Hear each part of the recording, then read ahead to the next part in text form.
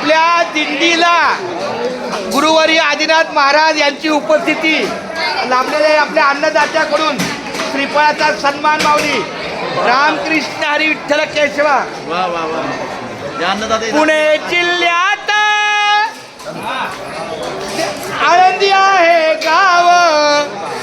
आळंदी गावात नांदे संत ज्ञानेश्वर महाराज देव. ज्ञानेश्वर महाराज देवाची करुणी आज सेवा. सर्व वारकरी मंडळींनो सावकाशाने पोटभर जेवा. हरी बोला पुंडलिक वरद हरी विठ्ठल श्री ज्ञानदेव पंढरीनाथ भगवान की जय. माऊली ज्ञानेश्वर महाराज की जय. जगद्गुरु संत तुकाराम. मुखी घास खाता करावा विचार. कशासाठी हे अन्न सेवनार. माझ्या हातून घडू दे शुभक्त सेवा. म्हणूनच मिळवी शक्ती मुक्ती देवा. हरी बोला पुंडलिक वरद विठ्ठल श्री ज्ञानदेव तुकाराम.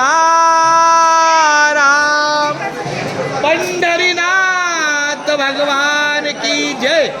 तुमच्या हाताने नारळ चंदनच्या मिश्रतला द्या. हा देते.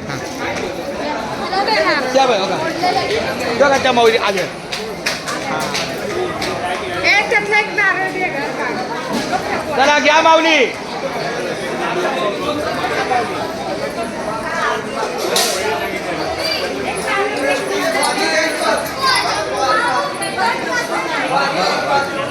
आमच्या माऊलीला श्रीफळ द्यायचं आहे. अशीच उपस्थिती तुमची प्रार्थनीय आहे. आजच्या पंक्तीला आमच्या विठ्ठल रुक्मिणी जेवायला आहेत. नाही चंदन दादा म्हणून मी आवर्जून आमच्या जेवणाचं क्या बात आहे. अच्छा अच्छा अच्छा.